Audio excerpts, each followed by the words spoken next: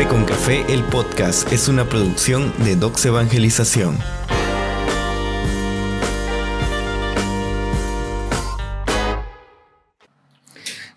¡Bravo! ¿Qué tal, queridos hermanos? Estamos en un episodio más de Fe con Café. Este es el episodio número 8. Esperamos que hayan disfrutado los anteriores y el día de hoy vamos a tener una conversación especial, sobre todo porque nos acompaña, como siempre, un gran invitado, el padre Fernando Cerero, al cual doy la bienvenida a su programa Fe con Café. Literalmente mi programa, ¿verdad? No, pues me da mucho gusto estar nuevamente ahora contigo en este programa especial. Saludo a todos los que ven el podcast. De verdad que los comentarios son muy halagadores. Me da una alegría cuando voy a algún lugar, aquí en Minatitlán, en Coatzacoalcos, y me encuentro con gente que dice, oiga, padre, felicidades por el programa. Creo que el contenido es muy bueno y creo que es una bendición para todos. Y ahora, pues nuevamente estar ahora contigo. Sorpresas, porque quiero que sepan que este es un programa que no estaba programado. Ha sido una intención de Eric, que me dijo, vamos a grabar porque tengo un tema que quiero tratar con usted. Así que estoy ahora sí con el factor sorpresa, a ver qué. El factor sorpresa es lo siguiente. En nuestra vida siempre hay personajes especiales que impactan nuestro ser, desde nuestros familiares, incluso ya cuando uno va creciendo y desarrollándose, los maestros, los médicos que están presentes en los momentos difíciles en cuanto a la salud. Y el factor sorpresa es sobre todo hablar de un aspecto sobre el sacerdocio, ¿no? Creo que todos tenemos esta oportunidad de conocer a algún sacerdote, pero contaditos el tener una relación muy cercana, muy próxima, y sobre todo yo me siento muy bendecido y agradecido por Dios porque ha estado en mi vida, sobre todo en estos últimos 2 años, me ha ayudado bastante. Y aquí va la cuestión, ¿no? Que quisiera sobre todo hablar con usted, es que ya se encuentra en el 16º aniversario, ya estamos a puertas. Primero, ¿cómo se siente? Bueno, me siento muy contento. Creo que igual que en la vida profesional, conforme uno va desarrollando su ministerio, uno va aprendiendo a ser sacerdote. Los años que uno pasa en el seminario no significa que cuando te ordenan tú ya estás preparado para ser sacerdote. Creo que uno nunca está preparado. Es un don, es totalmente un regalo de Dios. No es algo que tú te merezcas. A veces algunos quieren pues poner a la par de una profesión, ¿no? Como que te gradúas. A veces me han dicho, padre, ¿y usted cuándo se graduó de sacerdote? No, pues se entiende que ven muchas veces la ordenación sacerdotal como una graduación, como un culminar, una etapa profesional, pero uno mismo reconoce que el día de tu ordenación aún te encuentras pues muy inexperto, que realmente vas aprendiendo a ser sacerdote. Creo que en estos 16 años todavía reconozco y sé que me falta mucho por aprender. Creo que he aprendido mucho año con año, es toda una experiencia de Dios, pero en la medida que voy aprendiendo, también voy reconociendo todo aquello que aún me hace falta. Una de las cosas más bonitas sobre reconocer que uno no está preparado para esto fue escuchar a Monseñor Carlos Talavera Ramírez, el primer obispo de esta diócesis de Coatzacoalcos, que cuando estaba en el seminario menor, en un retiro, alguien le preguntó que cómo se había dado cuenta que Dios le llamaba para ser sacerdote, y me sorprendió escuchar la respuesta que él dio. Dijo, tanto que se me quedó grabada después de tantos años. Yo me di cuenta, decía Monseñor Carlos Talavera, que Dios me llamó a ser sacerdote cuando cumplí 10 años de sacerdote. Y dice, pero ¿cómo? Sí, dice, cuando yo cumplí 10 años, la experiencia pastoral se asentó después de los primeros años, que es la parte de la emoción, como en el matrimonio, y esto ya lo pongo yo, ¿no?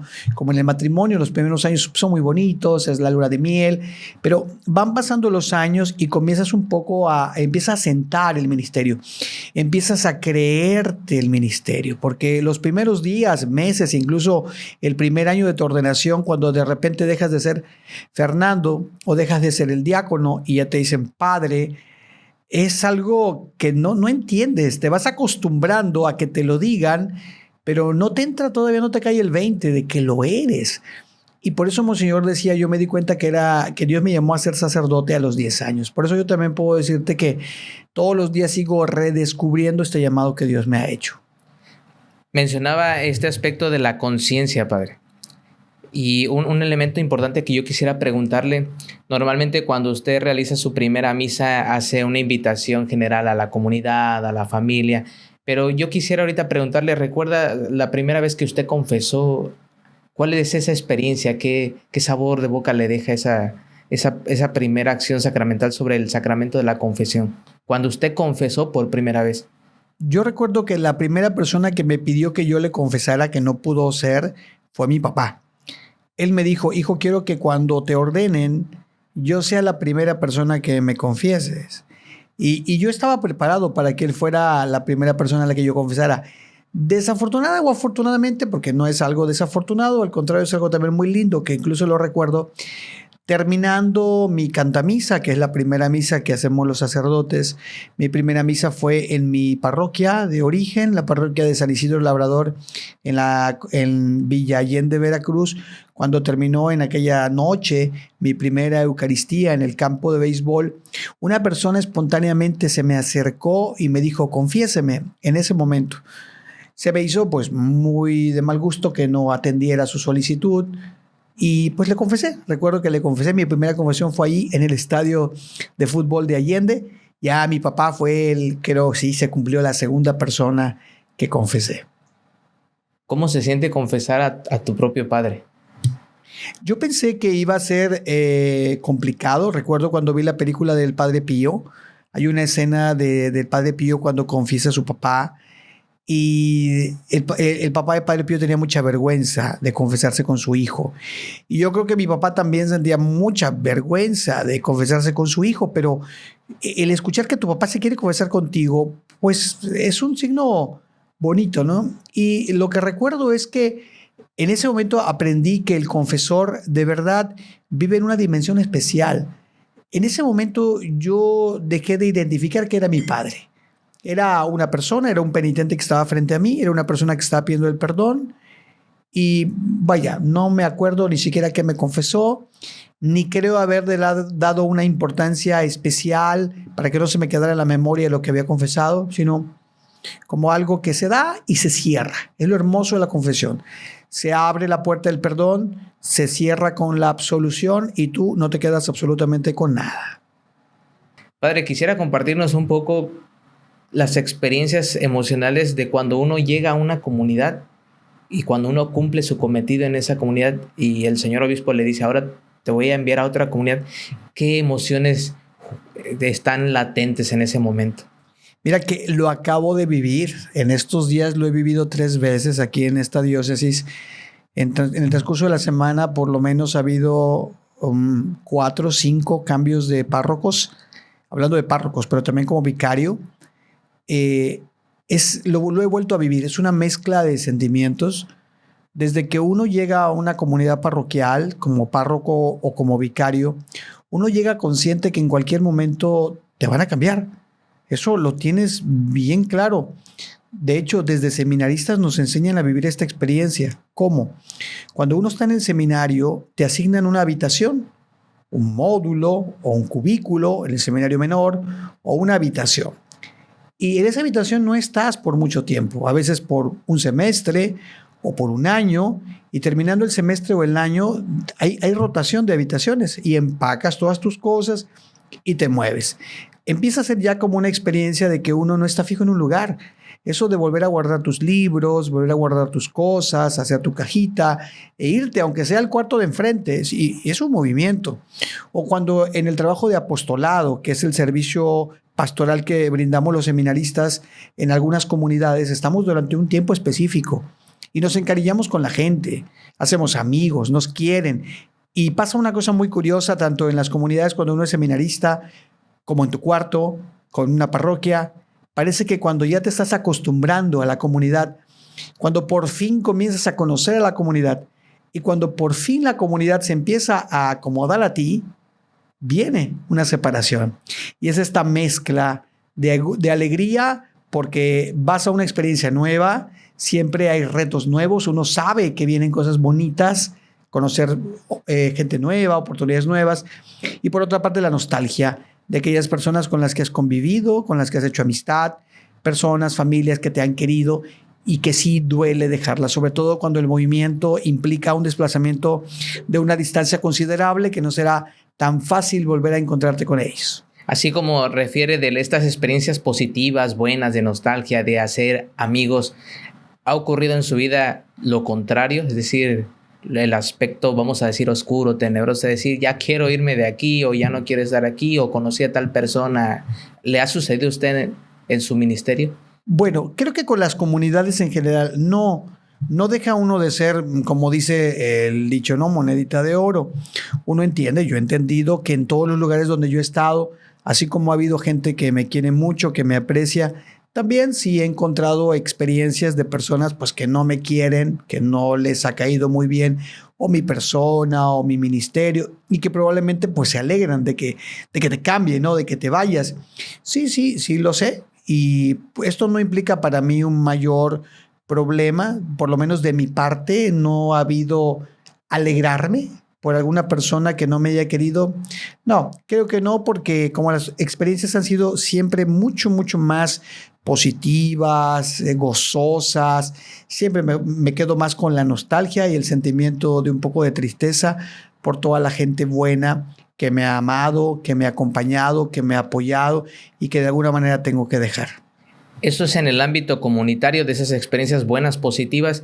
Háblenos un poquito más del aspecto solitario, es decir, cuando usted ya está en la casa parroquial, está a solas, ¿cuál es el ser y qué hacer? Digamos, uno en su casa tiene todo un recorrido, a lo mejor hacer tarea, ver tele, tomar un café, lavarse los dientes. ¿Qué hace el padre Fernando Cereiro antes de dormir?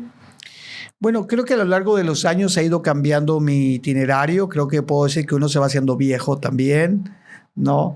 Y también depende de la comunidad donde estés, ¿no? Aquí, por ejemplo, en la parroquia donde estoy, que es una comunidad más tranquila, invita más al recogimiento, al silencio. Una vez que se cierra la parroquia, normalmente yo más temprano que en otras parroquias, aquí ya más temprano ya estoy en mi habitación, normalmente leyendo. Si es sábado, preparando la homilía del día siguiente, leyendo el evangelio. Me gusta ver las noticias. En otras parroquias, digamos, más urbanas, pues tenía la oportunidad más de que alguien me invitara a cenar, de llegar un poco más tarde a la casa parroquial. Pero ahora en lo que estoy, pues normalmente llego a mi cuarto y me gusta mucho leer, me gusta mucho ver las noticias para ver cómo está el mundo y preparar la homilía. Y también el encuentro del silencio es bueno. Y sobre todo, conforme va pasando el tiempo, pues también ya no es lo mismo que cuando era yo más joven, que tenía yo energía como para durar un poco más de tiempo hasta las medianoche o entrado la madrugada. Ahora creo que ya a cierta hora, pues ya empiezo a tener sueño. Usted hablaba, por ejemplo, de ver las noticias en la noche. Hace ya algunos meses está sonando mucho también entre los grupos de Facebook, de WhatsApp, este aspecto de tener cuidado con los sacerdotes, de ser cercanos a ellos. Hemos visto noticias donde sacerdotes se han suicidado. Díganos ¿a qué se debe este aspecto del suicidio entre los sacerdotes? Particularmente ahorita entrando ya en este 2025-2026. Creo que el motivo del suicidio en estos hermanos sacerdotes no es por ser sacerdotes. Creo que es el peso de la vida del día de hoy, que podríamos decir lo mismo si preguntaras a un médico, porque hay médicos que se suicidan, porque hay ingenieros que se suicidan, solo que el que sea un sacerdote no deja como de causar sorpresa, porque las personas piensan que los sacerdotes tenemos que ser modelo de fuerza interior, que el sacerdote no tiene debilidades, que el sacerdote no pasa por tristezas, que el sacerdote no se enferma, que el sacerdote lo sabe todo, que por lo menos puede hablar de todo, que conoce una buena parte de las cosas, que tiene un control perfecto de sus sentimientos, de sus emociones. Y no es así. Los sacerdotes somos seres humanos y en nuestra humanidad está afrontar los retos que el mundo de hoy presenta. Por ejemplo, hace unos días una psicóloga a los sacerdotes de mi generación nos hablaba de un fenómeno que se llama el burnout, que significa estar quemado. Cuando el estrés, cuando la soledad, la depresión, factores muchas veces externos que luego se pueden volver internos, pueden repercutir en que sacerdotes presenten algunos problemas emocionales, problemas psicológicos o psiquiátricos, como cualquier persona los puede experimentar y pueda llegar a esto, ¿verdad? A una decisión fuera de control. Normalmente la persona que se suicida hoy se entiende que no es como un desprecio a su vida, o sea un sacerdote, o sea un religioso, o sea un médico, un ingeniero. La mayoría de las personas que se suicidan no es porque desprecien su vida, sino a veces la conciencia está tan alterada que toman decisiones no bien controladas. O sea, son cosas que están fuera de su control que a veces los pueden llevar a esto, ¿no? Pero por eso es muy importante que el sacerdote se mantenga en un acompañamiento de dirección espiritual, también cuando es necesario con alguna terapia psicológica, como debe tenerlo cualquier persona, ¿no? ¿Usted recurre a dirección espiritual? Sí, a dirección espiritual sí, a terapia psicológica por lo menos en algún momento de mi vida, en la etapa formativa, tuve acompañamiento psicológico. ¿Por qué es importante eso? Bueno, es importante porque nosotros no terminamos de conocernos y hoy que se habla tanto de la salud, también tenemos que cuidar nuestra salud mental. Es importante porque escuchaba una frase que no es cierta, pero tiene algo de realidad, que dice que el sacerdote es neurótico por naturaleza. Y esto de neurótico se refiere a que a todas las personas que tratamos con gente tenemos una complicación a veces para poder bloquear los sentimientos o los pensamientos de las personas que recurren a nosotros. Por ejemplo, en el sacramento de la confesión, si tú no aprendes a bloquear lo que la persona te dice y tú te dejas impresionar y te quedas, retienes las cosas que la persona, el penitente, te dice, pues tú te puedes quedar cargando con situaciones que no son tuyas. Alguien viene con un problema y si tú no aprendes a bloquear y dejarlo en la esfera de una dirección espiritual, pero que esto no te afecte a ti, puede uno terminar muy afectado cuando uno, lo voy a decir de una manera más sencilla, hay términos psicológicos, pero lo vamos a decir con algo que todo el mundo entienda, que no te enganches. Alguien viene conmigo y me presenta un problema y a veces viene el llamado síndrome del sanador. Yo te quiero arreglar el problema. Entonces, los sacerdotes no estamos para arreglarle los problemas a la gente. Pero si no aprendemos esto y nos involucramos demasiado y queremos arreglarle la vida a las personas, podemos experimentar la frustración de que yo no puedo arreglarle la vida a las personas.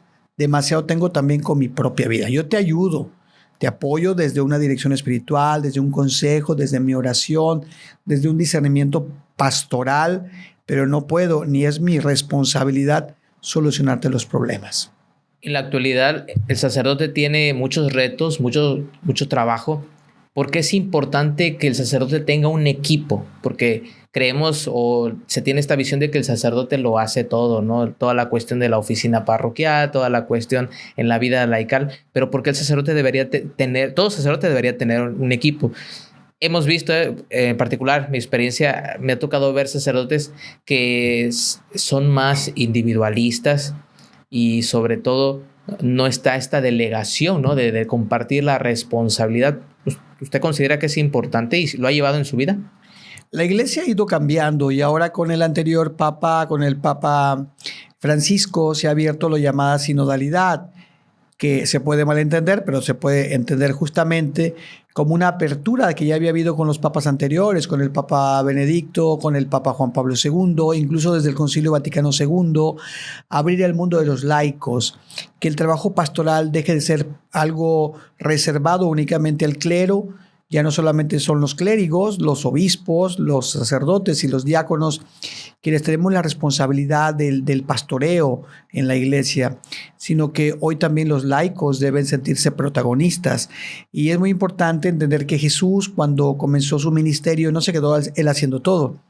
Jesús quiso hacer partícipe de su ministerio a un grupo de 12.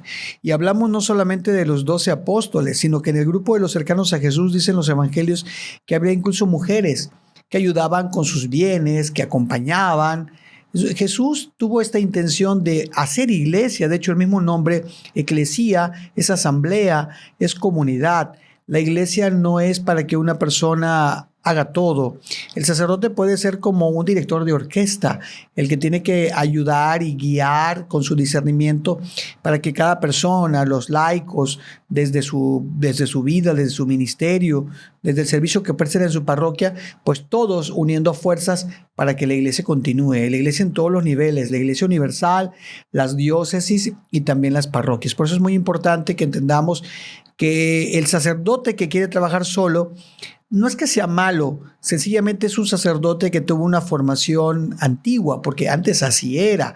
El sacerdote tocaba la campana, el sacerdote era muchas veces sacristán, el sacerdote daba la catequesis, todo era el sacerdote, pero ante este mundo que se ha abierto y se ha abierto a que los laicos también participen, pues ahora también se delega y se le da la oportunidad al laico de que viva su dimensión también profética como bautizado, como misionero. Hablábamos de este protagonismo. Usted está por cumplir 16 años de vida sacerdotal.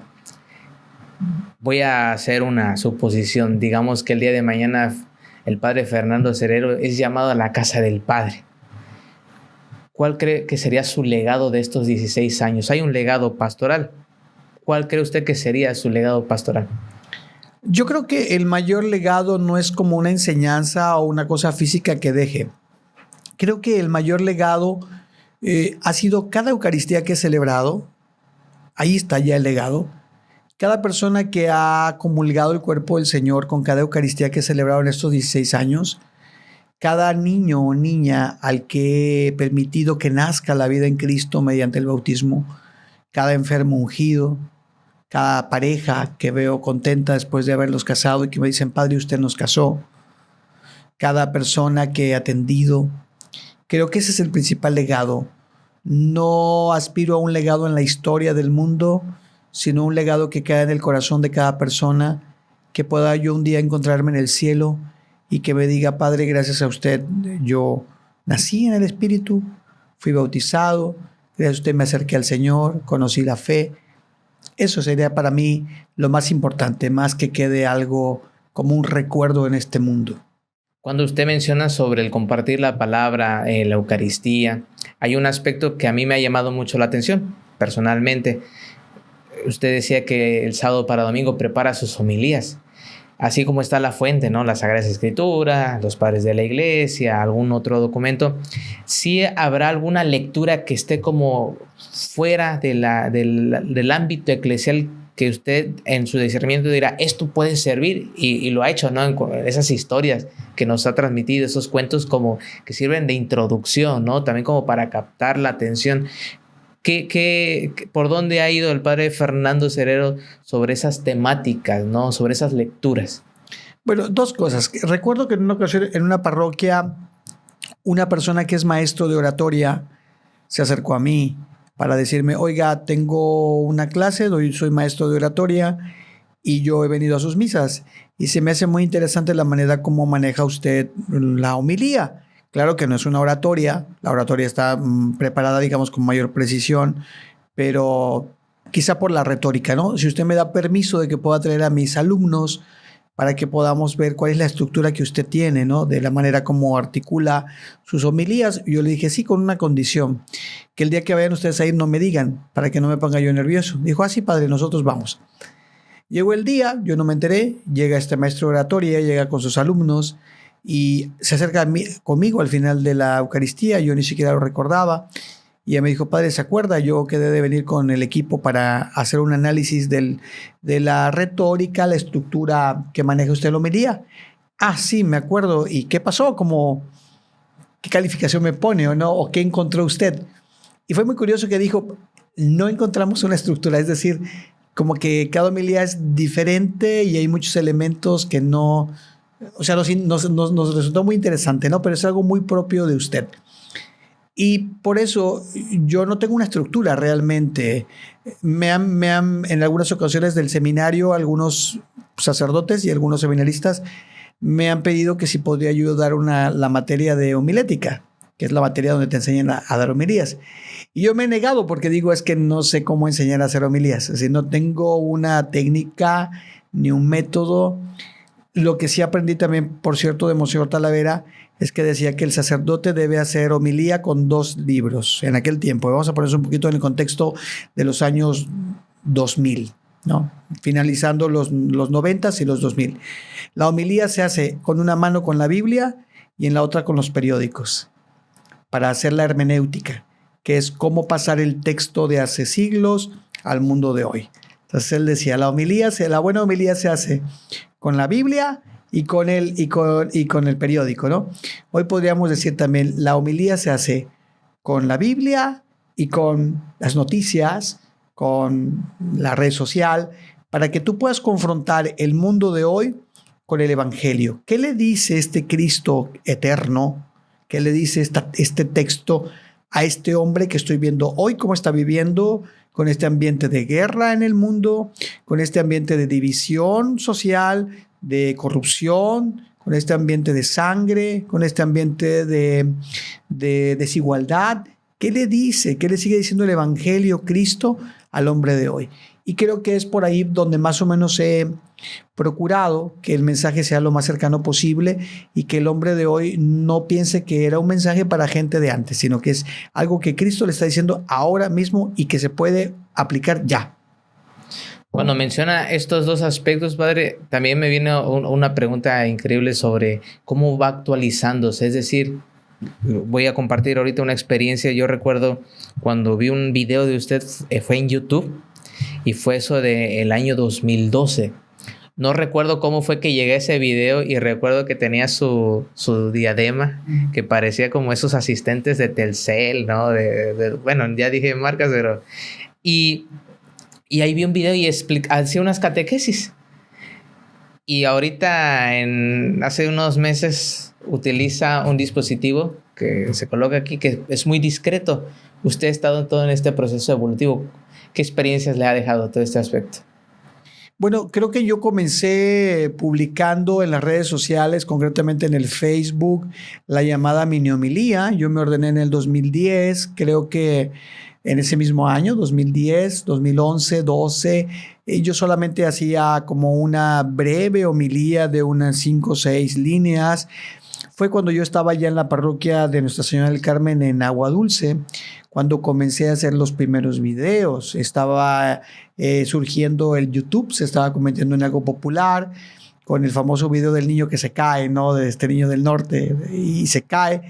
Y comenzaba, ¿no? Recuerdo que creo que mi primer video fue la diferencia entre párroco y vicario, una cosa así. No recuerdo bien los primeros videos. Todavía eran con la misma cámara que trae la computadora. Como bien lo dices, con un micrófono de diadema, de esos que ya vienen micrófono con audífonos. Era un mundo nuevo. Y ya esto fue creciendo, especialmente en la etapa del encierro por la pandemia, donde la misma necesidad de estar lejano a la comunidad, no poder celebrar la misa de manera abierta, pues me llevó a buscar herramientas para poder estar cerca de ellos.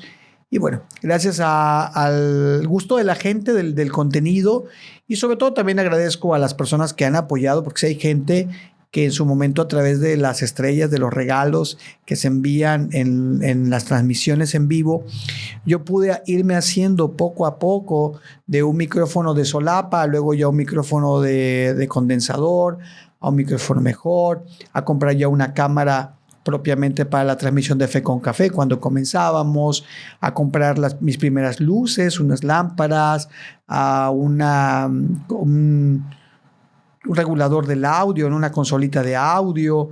En fin, todo esto se ha ido haciendo no con los fondos de ninguna parroquia, ni siquiera de los fondos de la parroquia en las que he estado, sino las personas que generosamente se han comprometido con este proyecto y apoyan. Por eso es que he crecido, no mucho, pero sí poco a poco en la experiencia de estos medios.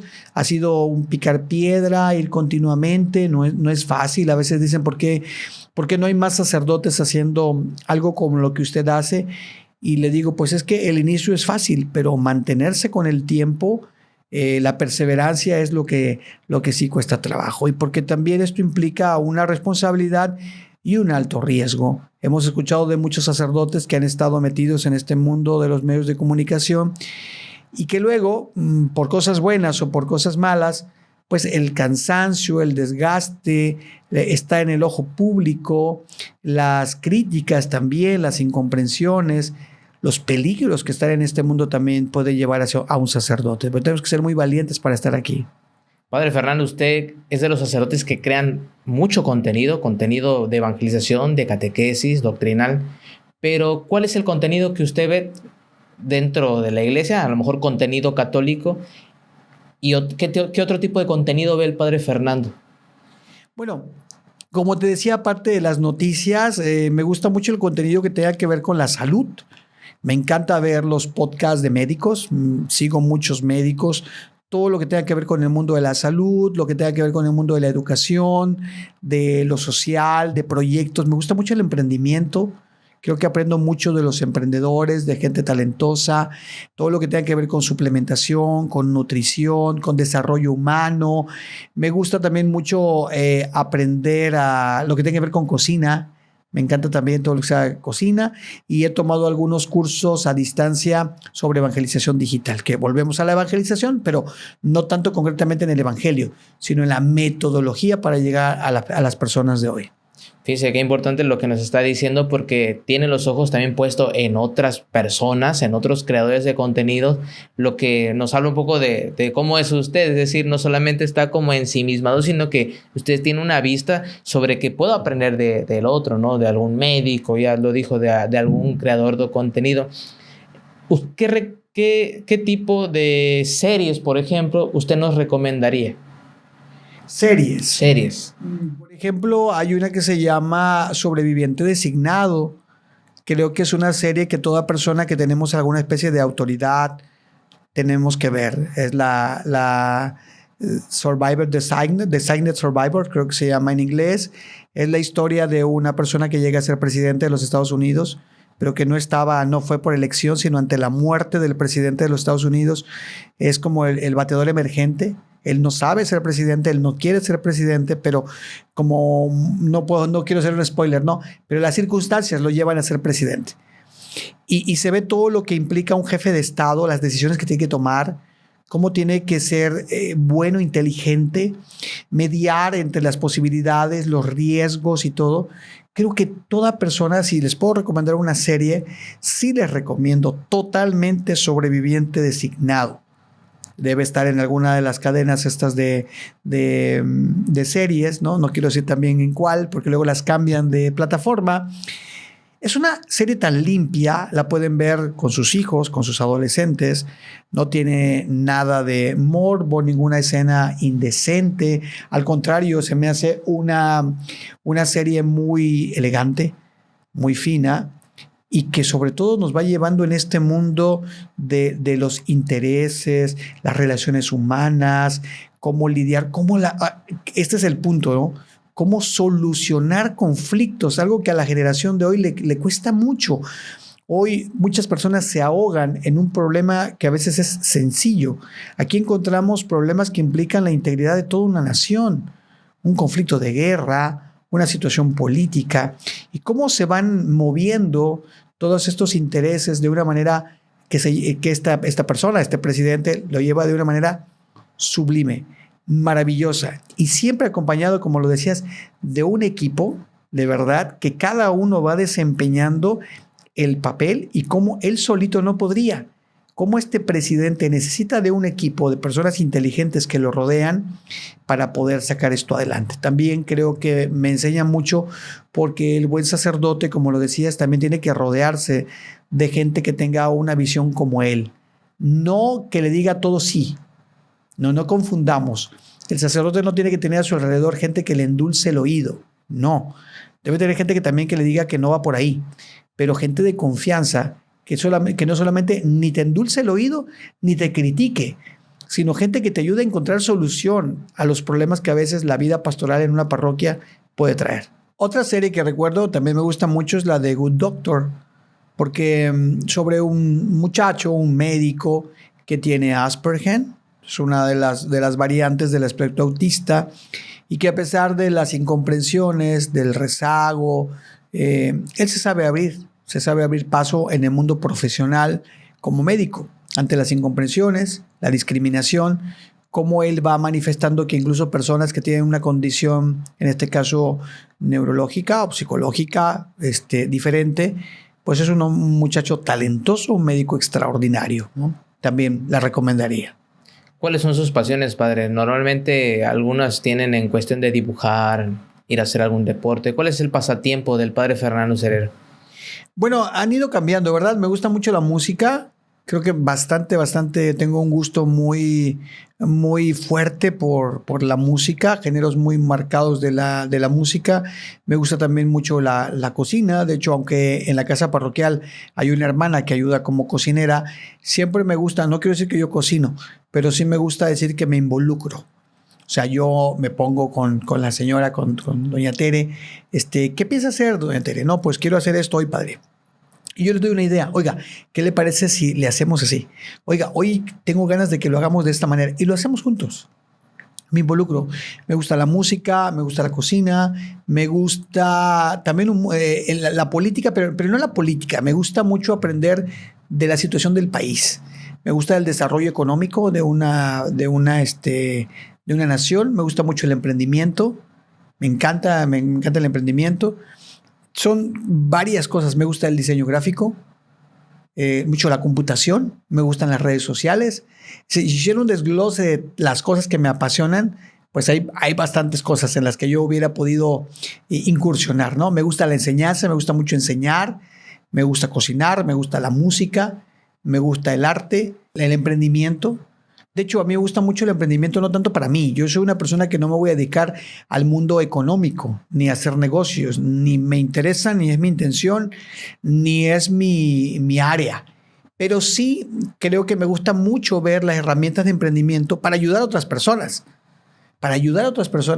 Cuando veo una oportunidad, inmediatamente me vienen muchas ideas de desarrollo y de crecimiento. Entonces yo no las agarro para mí, sino procuro siempre canalizarlo con alguien a quien le pueda servir. Y me apasiona ayudar a la gente a que pueda desarrollarse y crecer.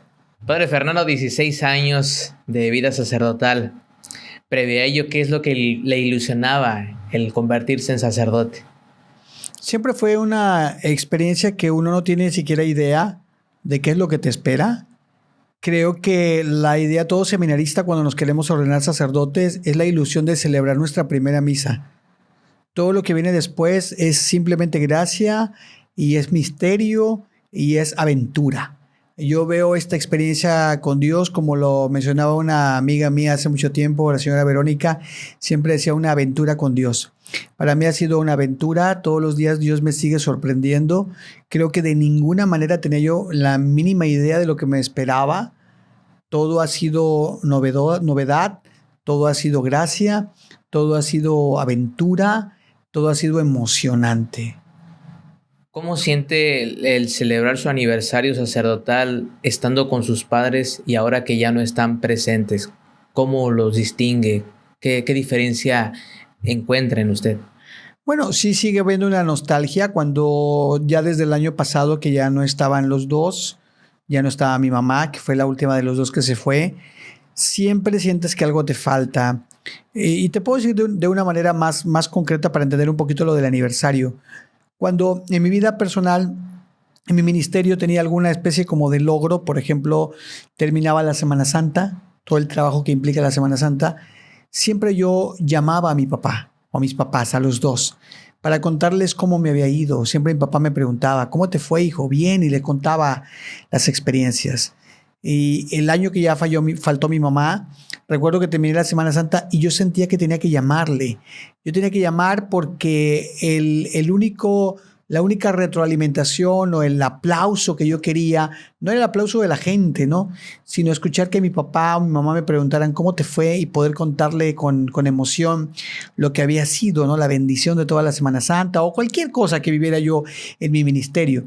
Sí recuerdo que ya el año pasado, cuando terminó la Semana Santa, yo necesitaba llamar por teléfono y contarle a alguien, aunque pude contarle a mi hermana, a mi familia. No, yo sentí que había alguien, mi padre o mi madre, a quien yo todavía tenía la necesidad de contarle la emoción y la alegría y que se sintieran orgullosos, ¿no? Entonces, sí, es algo que se echa de menos. Y A eso que se echa de menos, ¿qué aspectos valora de su familia? ¿Qué le decía a su mamá? ¿Qué le decía a su papá cuando usted contaba esas experiencias? No, pues yo tuve la bendición de contar con dos padres muy cariñosos y muy cercanos. Al ser una familia nuclear muy pequeña, es decir, solamente tengo una hermana, mi hermana Miriam y yo, pues tuvimos una cercanía muy, muy, muy fuerte, muy buena. Aunque yo estuve muchos años en el seminario, siempre fueron muy cercanos conmigo. Tuve un gran padre y mi madre maravillosa, los dos, a los que amo. Me siento muy orgulloso de ellos y creo que hay tantas cosas que les he aprendido. Por ejemplo, a mi papá, la parte humana, mi papá muy, muy humano, un papá, un líder, un hombre muy generoso también. Mi mamá, la alegría, la sencillez también de mi madre. Me quería mucho, me defendía mucho, mi mamá también. Entonces eso también es algo de lo que sigo extrañando hoy. Fue muy importante el acompañamiento desde seminarista y todavía como sacerdote por parte de sus padres hacia usted. Totalmente, creo que el sacerdote nunca debe desapegarse de su familia y nunca debería sentirse avergonzado de su origen, aunque a veces fuera un origen humilde. Pudiera ser que a veces suceda el caso de algún sacerdote que no quiere tener relación con su familia, o a veces las circunstancias no se dan para que tenga relación con su familia y eso pesa en el ministerio. El sacerdote se siente muy fortalecido cuando su papá, su mamá oran por él y te dicen: hijo, estamos orando por ti. Cuando uno todavía tiene con quien llorar, cuando uno tiene a quien platicarle sus problemas. Yo hubo varias situaciones que todavía tuve la bendición de poder consultarlo con mi papá. Oye, papá, tengo esta situación, ¿qué me aconsejas? Incluso con mi mamá también algunas cosas. Oye, mamá, es que estoy pasando por esto. Y por lo menos la cercanía de tu mamá, una palabra de ánimo, tan solo el hecho de saber que ella está y que te quiere, pues te fortalece muchísimo. Por eso considero que es muy sano para los sacerdotes, desde que estamos en el seminario y luego en el sacerdote, no perder el piso y no perder el contacto con nuestra familia, especialmente con nuestros padres. ¿Usted se inspiró de algún sacerdote para entrar al seminario? Bueno, creo que de mi párroco, del padre Juan Vicente Luna, que fue mi primera experiencia cercana con un sacerdote. Creo que tuve la bendición de tener un buen párroco, un párroco santo, sentido de un gran testimonio, el padre Juan Vicente Luna Jasso, en su momento y por muchos años párroco de San Nicolás de Bari en Nanchital, luego párroco aquí de la parroquia vecina de la Preciosa Sangre de Cristo en Cozoleacaque. Un hombre muy sabio, un hombre muy iluminado, un hombre de un gran apostolado, apasionado por la iglesia, enamorado de la Eucaristía, al quien yo desde muy pequeño tuve la posibilidad de conocer y de admirarle. El padre Juan Vicente Luna Jasso también fue mi párroco. Yo recuerdo sobre todo sus homilías. Algunas personas mencionaban sobre lo amplio del tiempo, ¿no? Es decir, no era una homilía como de 20 minutos, realmente era una homilía que excedía. Pero si lo vemos con una óptica espiritual, era muy bueno el contenido que él pues daba a la feligresía. De esta manera también usted ha recibido aportes de otros sacerdotes aparte del padre Juan Vicente. El padre Juan Vicente Luna, Monseñor Carlos Talavera Ramírez y Monseñor Víctor Phillips, que quizá muchos conocen, un también santo sacerdote de la diócesis, tenían este carisma de la enseñanza, de ser como maestros de espiritualidad. Creo que cada homilía era digna de que alguien estuviera como un notario junto a él, como un escriba anotando. No solamente hay personas a las que se les podían haber hecho muy largas sus homilías, sino creo que eran más personas las que, como el caso de mi abuelita, que siempre las homilías del padre Vicente o de Monseñor Talavera o de Monseñor Víctor Phillips, pues tenías tu libreta. Y cuando ibas a misa con ellos, eran un libro abierto. Entonces muchas personas tenían su libreta y iban, lo que iba diciendo el padre o cualquiera de ellos, iban anotando, ¿no? Porque era una gran luz que Dios irradiaba a través de ellos. La gente que los escuchaba de verdad sentían que crecían y que aprendían mucho. Son de esos sacerdotes de los que por la sabiduría que Dios les ha dado y la capacidad de poder expresar y de enseñar lo que conocen y lo que han vivido, muchas personas fueron edificadas. ¿Usted se siente identificado con ese tipo o esta línea espiritual de esos sacerdotes? Yo quisiera. Yo recuerdo que cuando falleció Monseñor Talavera, Su funeral fue en la parroquia de Nuestra Señora de Guadalupe, el Santuario de Guadalupe en Coatzacoalcos, y va a haber algo que no he contado, pero que te va a dar un poco de gracia a las personas que conocieron a Monseñor Talavera. Cuando los sacerdotes estaban sacando su féretro, yo todavía era seminarista, salió en el Santuario de Guadalupe. Tuve la posibilidad de tocar, porque eran los sacerdotes con su estola morada quienes iban escoltando el féretro. Y recuerdo el pasaje donde Eliseo ve a Elías que sube al cielo, ¿no? Y le dijo a Elías cuando se iba: dame de tu espíritu, dame del espíritu de Elías. Y Elías arrojó el manto, ¿no?, sobre Eliseo. Y yo recuerdo que toqué el féretro de Monseñor Talavera y le dije: Monseñor, pídele a Dios que me regale un poquito del espíritu que le dio a usted. ¿Se recuerdan de ese episodio cuando Eliseo le pide a Dios que de ese espíritu que guió al profeta Elías, que le dé un poco?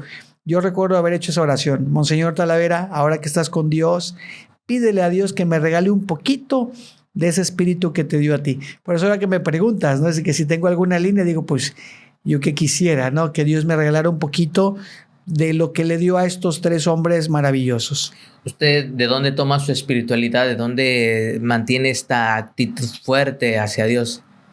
Bueno, tengo varios modelos, tanto entre mis hermanos sacerdotes como algunos santos, como Padre Pío, aunque yo no soy ni un fraile ni soy capuchino, pero algunas cosas le voy aprendiendo a cada uno de ellos. Por ejemplo, a Padre Pío, la capacidad de la resiliencia, cómo poder soportar los embates del mundo, de la vida, del mal, las tentaciones, las pruebas, las dificultades, el conocer nuestra fragilidad, el amor que le tuvo a Dios a pesar a veces de las críticas, de las calumnias, por ejemplo, de Monseñor, del Padre Pío, ¿no? Por ejemplo, del Padre de San Juan Bosco, la alegría con los jóvenes. Me encanta Felipe Neri con esa alegría que lo caracterizaba, y creo que así de varios santos y santas, pues ha habido algo que les voy aprendiendo, pero también voy aprendiendo de los mismos laicos.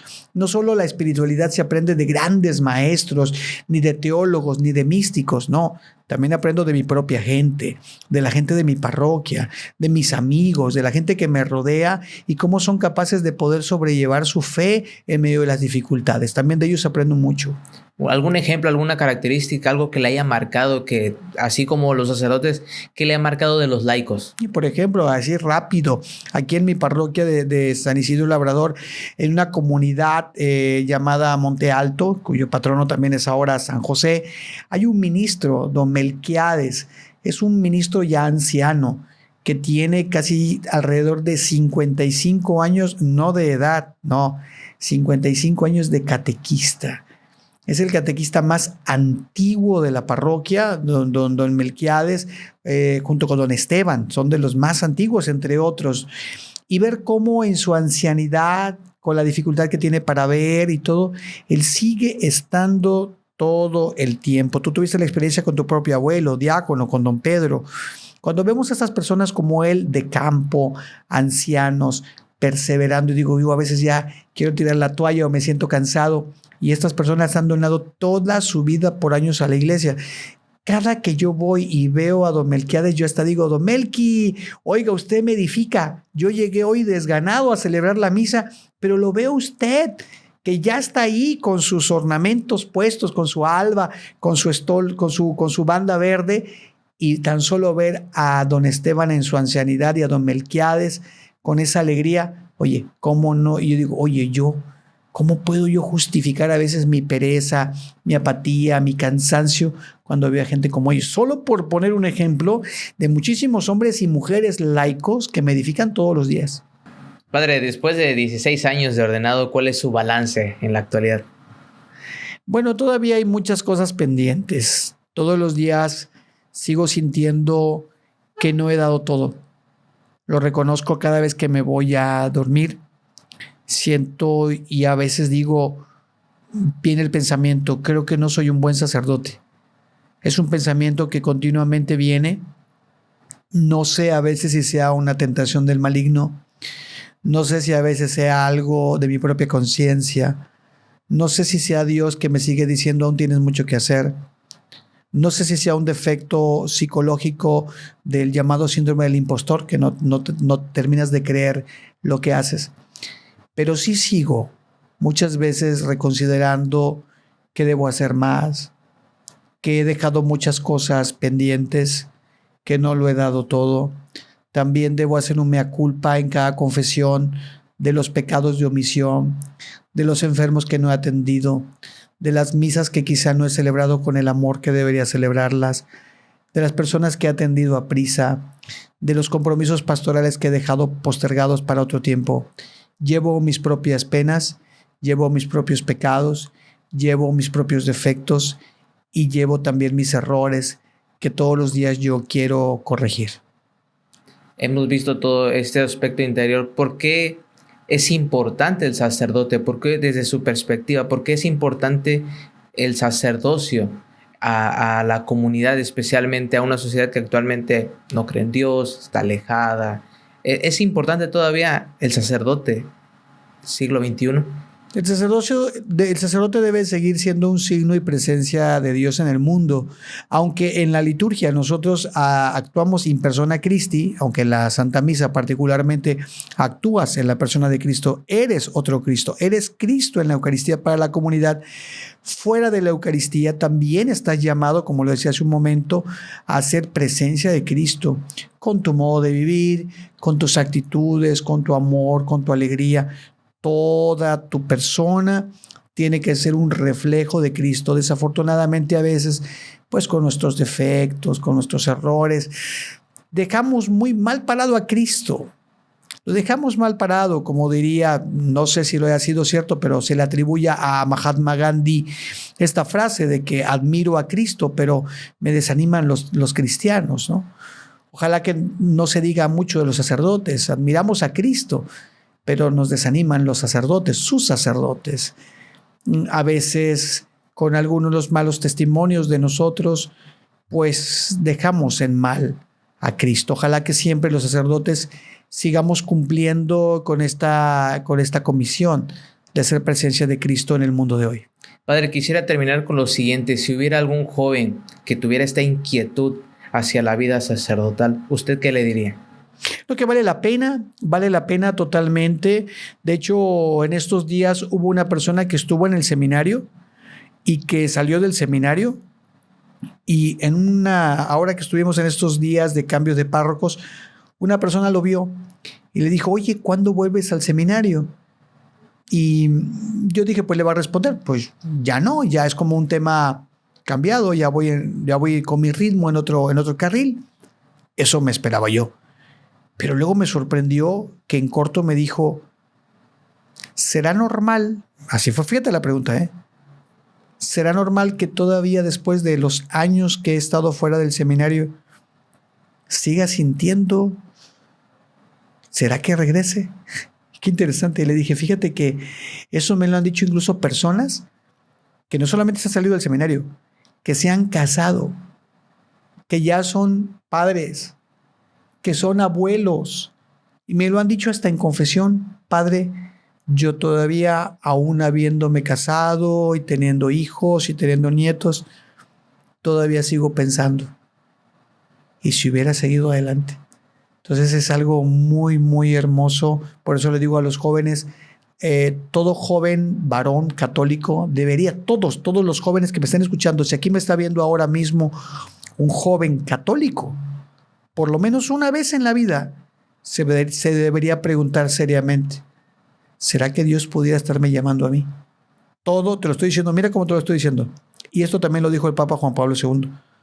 Todo joven católico, todo varón católico debería por lo menos una vez en la vida preguntarse, ¿y si Dios me estuviera llamando a mí? Bravo, padre, excelente. Agradezco su tiempo que nos da, que nos brinda, su apoyo, sus palabras, todo. Yo creo que en poco tiempo no podríamos decir todo lo que usted hace por el equipo de colaboración, por la feligresía, por todas las parroquias en las que usted ha estado sirviéndole a Dios, y sobre todo de que sigue siendo una luz muy importante en nuestra diócesis.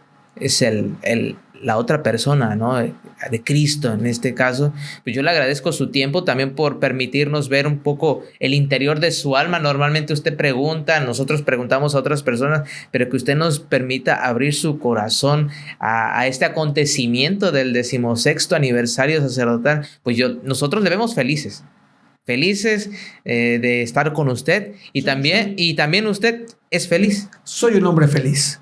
O sea, si en algo puedo resumir cómo vivo mi ministerio, yo no sé si lo vivo bien, si lo vivo mal, no sé si soy un buen sacerdote, si soy un mal sacerdote. Lo que sí puedo decir, y lo digo delante de Dios y de mi conciencia, que soy un sacerdote feliz. Y por ello creo que la frase de mi aniversario el año pasado, los 15 años, fue: ¿cómo pagaré al Señor todo el bien que me ha hecho? Alzaré el cáliz de la salvación invocando su nombre. Creo que toda esta experiencia que he vivido con Dios, estoy profundamente agradecido con Él, porque ha sido Él, como se lo decía yo a mi papá, todo se lo debo a mi manager. Todo se lo debo a mi manager. Creo que cada cosa buena, mira, lo voy a decir así, creo que todo lo malo que ha habido en mi vida, he sido el culpable yo. Y todo lo bueno que ha habido en mi vida ha sido por Dios.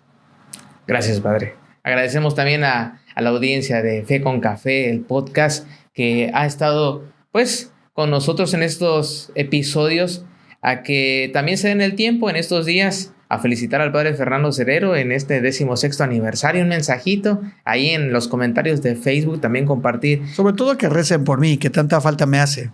Exacto. Ya lo dijo el Padre Fernando. Padre, muchas gracias por su tiempo y por su espacio. Que Dios le siga bendiciendo. Gracias, Eric. Gracias a todos los que nos han seguido. Recuerden, les agradecemos mucho un comentario que nos apoyen, que compartan para que este proyecto siga adelante. Bueno, gracias. Cafecito. Fe con Café, el podcast, es una producción de Docs Evangelización.